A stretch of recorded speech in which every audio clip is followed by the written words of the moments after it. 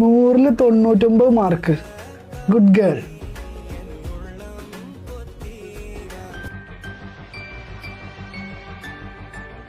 ഇങ്ങോട്ട് വന്നേ, നീ ഇങ്ങോട്ട് ഇരുന്നേ.